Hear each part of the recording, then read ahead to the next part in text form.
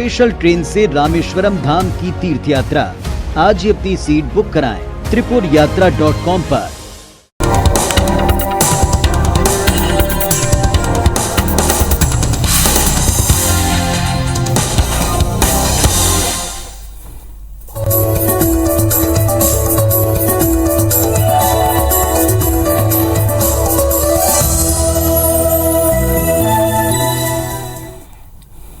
नमस्कार, आप देख रहे हैं IBC 24। मैं हूं आप सभी के साथ रचना नितेश और स्टूडियो में हमारे साथ मौजूद हैं ज्योतिषाचार्य पंडित परेश्वरन त्रिपाठी जी। हमारे खास कार्यक्रम में आप सभी का बहुत बहुत स्वागत है। पंडित जी, आपका भी बहुत बहुत स्वागत है। धन्यवाद।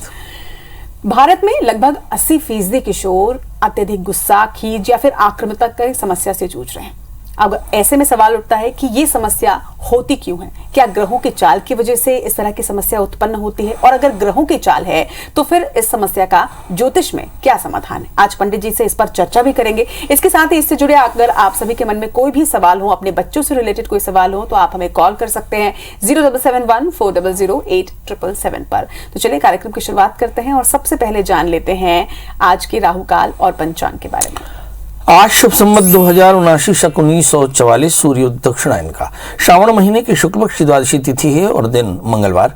आज द्वादशी शाम को 5:45 तक, मूल नक्षत्र दोपहर 12:18 तक। आज चंद्रमा धनु राशि में होंगे। आज का राहु काल 3:23 से 5:01 तक होगा। तो ये तो बात हुई राहु काल और पंचांग की, और अब बात उस समस्या की जिससे मुझे लगता है कि हर घर में बड़े जो हैं वो परेशान है। कहीं दादी नानी परेशान है, कहीं माता पिता परेशान है, कहीं बड़े भाई बहन परेशान है, क्योंकि छोटे बच्चों में खासतौर पर इस वक्त वीडियो गेम खेलने की जो ललक है वो बहुत ज्यादा रहती है और बच्चे अमूमन बाहर खेलने के बदले वीडियो गेम खेलना बेहद पसंद करते हैं पंडित जी। लेकिन क्या ये सिर्फ माता पिता समय नहीं देते हैं और उपलब्धता है मोबाइल की, इस वजह से ऐसा होता है, या फिर ज्योतिष में भी कुछ कारक है इस तरह के रुझान का या इंटरेस्ट का? देखिए, मुझे ऐसा लगता है कि सबसे पहले हमें वक्त की तासीर समझनी होगी। थोड़ा मैं पीछे चल के बताता हूँ कि हम लोगों ने पहले मिट्टी के सिक्के देखे, उससे पहले एक्सचेंज देखा, फिर मिट्टी के सिक्के देखे, फिर सोने के सिक्के देखे, फिर चांदी के, फिर तांबे के, फिर हमने प्लास्टिक के नोट देखे, और अब हम डिजिटल इंडिया में लगभग सारी चीज़ें डिजिटल कैश, डिजिटल ट्रांजैक्शन करते हैं। तो इसका मतलब ये हुआ कि वक्त अपने अपने ग्रहों को लीड करने का मौका देता है।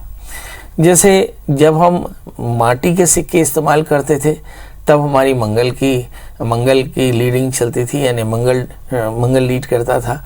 फिर जब हम सोने का आया तो फिर बृहस्पति का समय आया, चांदी में शुक्र का समय आया। फिर हम देखते हैं कि पीतल, लोहा, फिर उसके बाद प्लास्टिक में आते आते हम राहु की इस दशा में आ गए, और अब हम डिजिटल मनी देखते हैं। इसका मतलब ये है कि इस वक्त जो अधिकार है, इस वक्त की जो लीडरशिप है, वो राहु के पास में है। अब यदि किसी बच्चे की जन्म कुंडली में लग्न 3, 5वें भाग्य या 11वें स्थान में राहु किसी भी तरह से असर डालता हो, या इन स्थानों पर राहु की प्लेसमेंट हो, या इन स्थानों के स्वामी राहु से आक्रांत हो, या इन स्थानों के स्वामी 6ठे, 8वें, 12वें बैठ जाए और तीसरे स्थान पर किसी भी तरह से राहु का प्रभाव हो, तो ऐसे जातक आमतौर पे LED स्क्रीन के एडिक्ट बड़ी आसानी से हो जाते हैं और फिर धीरे धीरे ये राहु के प्रभाव में आ जाते हैं। तो ये केवल गेम नहीं, बहुत सारे बच्चे टीवी के भी आदी हो चुके हैं। बहुत पहले आपने देखा कि एक आर्टिकल, एक एपिसोड आता था और बच्चे उसकी नकल करते थे, पोकेमॉन की नकल करते थे। असल में हम देखें कि बच्चे LED स्क्रीन के आदी हुए हैं। LED स्क्रीन जब से आया तो ये चमकीला स्क्रीन राहु से संबद्ध है, और जब कभी भी बड़े या बूढ़े, बच्चे या जवान, जब कभी भी इस LED स्क्रीन के सामने आते हैं तो आपका ध्यान बरबस इसकी तरफ हो जाता है, क्योंकि ये हिप्नोटाइट करने वाले गैजेट्स हैं और ये आपको हिप्नोटाइट कर सकते हैं, चाहे बच्चे हों या बड़े हों। अब ऐसी स्थिति में जब छोटे बच्चे होते हैं तो उनके दिमाग पर इसका प्रभाव ज़्यादा होता है, बड़ी आसानी से टीवी या वीडियो गेम के शिकार हो जाते हैं और आदी हो जाते हैं। इससे उन बच्चों में खीज और तनाव पैदा होता है। अब इसका कारण क्या है? एक तो ग्रहों की स्थिति है और दूसरा पेरेंट्स के समय न देने की स्थिति है, या फिर हम अपने आप को एलीट क्लास में दिखाने के चक्कर में अपने बच्चों को सामान्य बच्चों के साथ नहीं रहने की ताकीद करते हैं। मतलब हम बताते हैं कि हम एलीट क्लास है तो हमारा बच्चा एक बंद कमरे कमरे में रहता है, और बंद कमरे में जाहिर है बच्चा खेलना चाहता है, और खेलने के लिए उसके पास जो इन्फिनिट गेम है वो वीडियो गेम जैसा ही है। तो मुझे ऐसा लगता है कि दोनों ही बातें एक साथ असर करती हैं कि पेरेंट्स के पास समय नहीं, परिस्थितियां उतनी बेहतर नहीं, और साथ में राहु का प्रभाव भी है। इन सबको मिलाकर के एक जो सामाजिक दुष्प्रभाव दिख रहा है कि बहुतायत में बच्चे वीडियो गेम या टीवी के शिकार हो चुके हैं। इसमें इंटरनेट के भी शिकार बच्चे हैं। बच्चे, अगर छोटे बच्चे गेम के शिकार हैं तो बड़े बच्चे इंटरनेट के भी शिकार हैं, और जो हमारी तरह बड़े लोग हैं वे टीवी के शिकार हैं, जो लगातार खबरें देखते रहते हैं। तो मतलब कुल मिलाकर के ये एडिक्शन कमोबेश सभी जगह पर दिखाई पड़ेगा। अब इसका सवाल है,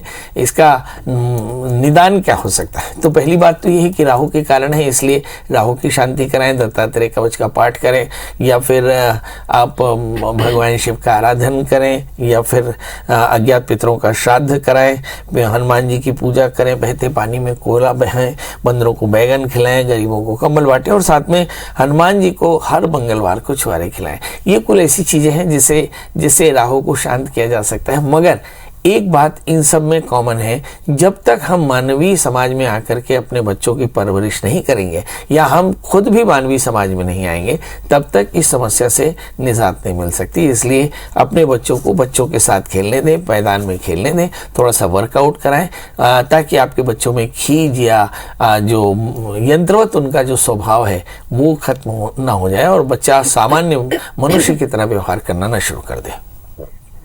और मुझे लगता है कि जो सबसे आखिर में जो उपाय पंडित जी ने बताया है वो सबसे ज्यादा इम्पोर्टेंट है, क्योंकि जब आपके पास समय नहीं होता तो धीरे धीरे बच्चा भी अपने आप को कहीं ना कहीं इंडल्ज कर लेता है। अगर आपके पास समय होगा, आप अपने बच्चे के साथ क्वालिटी टाइम बिताएंगे, तो यकीन मानिए कोई भी बच्चा मोबाइल को अपने पेरेंट्स से ज्यादा तवज्जो नहीं देता। एक बार करके देखिए, वीकेंड्स में ही सही आप बच्चों के साथ ज्यादा से ज्यादा समय बिताएं, और हर रोज कोई छोटी मोटी एक्टिविटी अपने बच्चों के साथ जरूर करें, और फिर देखिएगा कि आपको इसका लाभ भी मिलेगा। ठीक कह रही हैं। पहले हमारा जो पूरा समाज था वो दादी नानी की गोद में होता था। बड़े काम करने जाते थे और स्त्री पुरुष काम करते थे, बच्चे दादी नानी मौसी और चाचा के साथ में खेलते थे। आज ये शहर से गायब है। दादी घर में नहीं है, नानी घर में नहीं है, मौसी घर में नहीं है, चाची घर में नहीं है, भाई घर में नहीं है। हमारा परिवार न्यूक्लियर परिवार होते जा रहा है, और ऐसी स्थिति में हमारे पास में परिवार है ही नहीं। जब हम माता पिता बाहर काम करने जाते हैं तो घर के 2 बच्चे अकेले रहते हैं, और यही एक बड़ी परेशानी है जिसके चलते हमारे बच्चे मानवीय समाज में नहीं जी पा रहे हैं। बात तो बिल्कुल आपने सही कही पंडित जी, लेकिन हर किसी को ऐसा आशीर्वाद प्राप्त नहीं होता कि वो ज्वाइंट फैमिली में रह सकें। कभी कभी कुछ ऐसे कारण होते हैं जिन्हें आप नहीं सुलझा सकते, तो ऐसे टाइम पर तो आपको अकेले रहना ही पड़ेगा। लेकिन इसके बावजूद भी माता पिता हमेशा ही अपने बच्चों के साथ होते हैं, तो बस जरूरत है साथ रहकर भी साथ निभाने की। तो समय जरूर दीजिए बच्चों को, और अगर इससे जुड़े कोई भी आपके पास सवाल हैं तो 0771400877 ये हमारा नंबर है। इस पर आप कॉल भी कर सकते हैं और जान सकते हैं कि कुंडली के हिसाब से क्या कुछ उपाय आपको करने चाहिए बच्चों में जो गुस्सा है, खींच और आक्रामकता आती जा रही है उसे दूर करने के लिए। सबसे पहले कॉलर आज हमारे साथ रायपुर से हरिशंकर जी जुड़ रहे हैं। हरिशंकर जी अपना सवाल पूछिएगा, इसके साथ ही आपकी जन्मतिथि, समय और स्थान बताइएगा। पंडित जी प्रणाम। एकदम प्रणाम, बताएं। पंडित जी मेरा डेट ऑफ बर्थ है 18/10/1986। समय बता दें। 9:05 सुबह। जन्म स्थान बता दें। रायपुर। जी प्रभु, जानना क्या है? सर पंडित जी मेरे को शादी के बारे में जानना था कि मेरी शादी लग गई है, और उनका भी डेट ऑफ बर्थ बता दूंगा पंडित जी। लव मैरिज अरेंज मैरिज है? नहीं, अरेंज मैरिज है। जी बताइए। तो उनका डेट ऑफ बर्थ है 12/4/1996। जन्म समय? और जन्म समय तो पता नहीं है पंडित जी, और उनका नाम है विनीता। जानना क्या चाहते हैं प्रभु?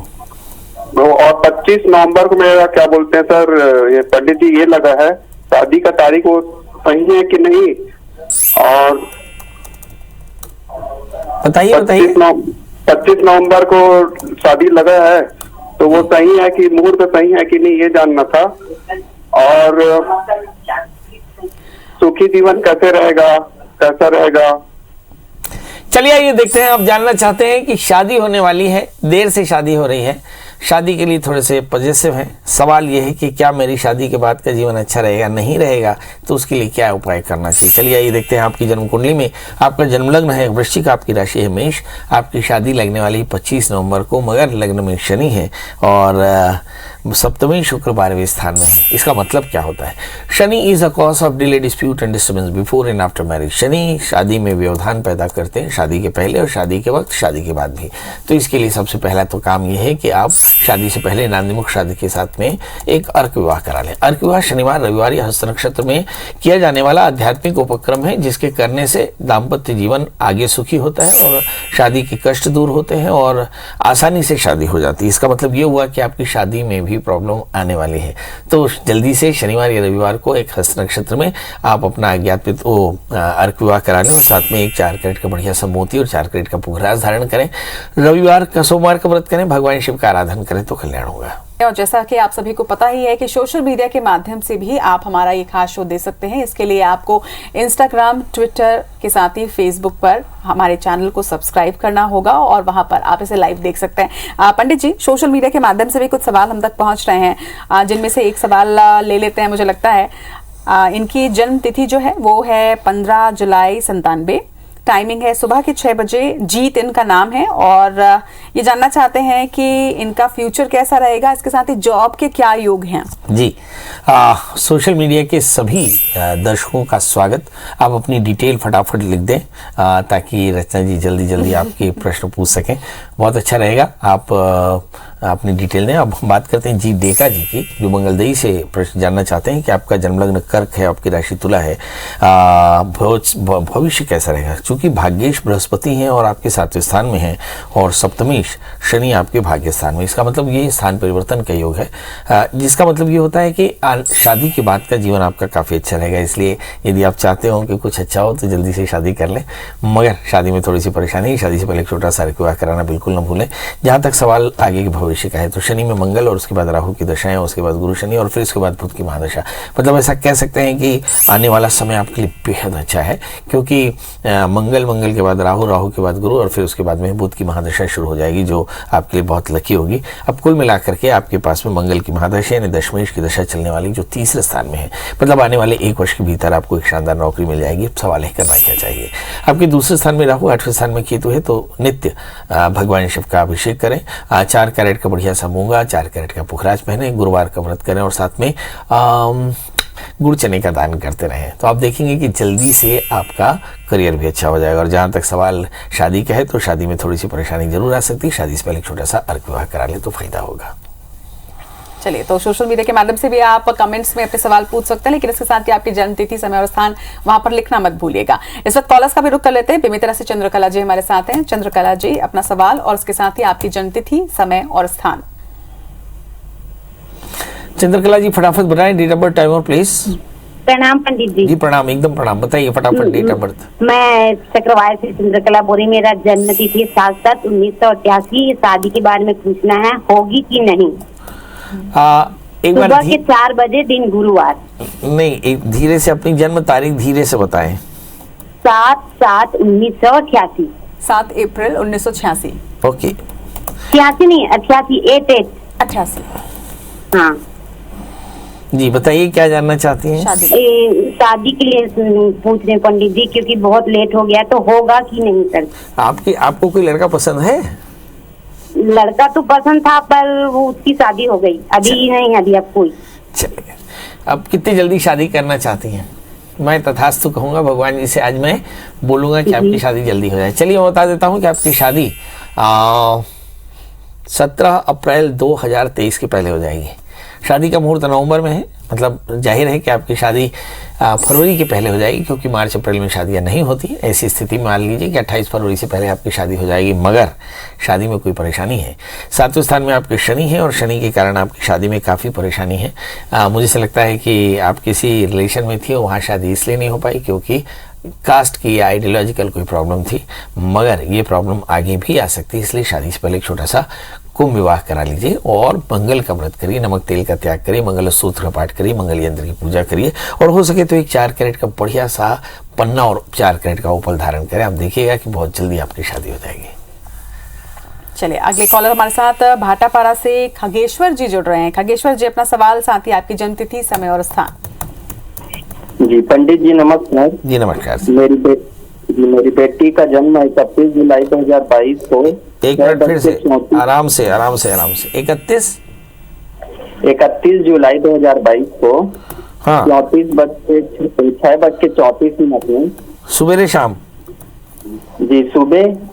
जन्म स्थान भाटापारा पे हुआ है। जी बेटा, क्या जानना चाहते हो? ये तो सिर्फ 9 दिन की बच्ची है। जी तो उनका जन्म मूल से हुआ है।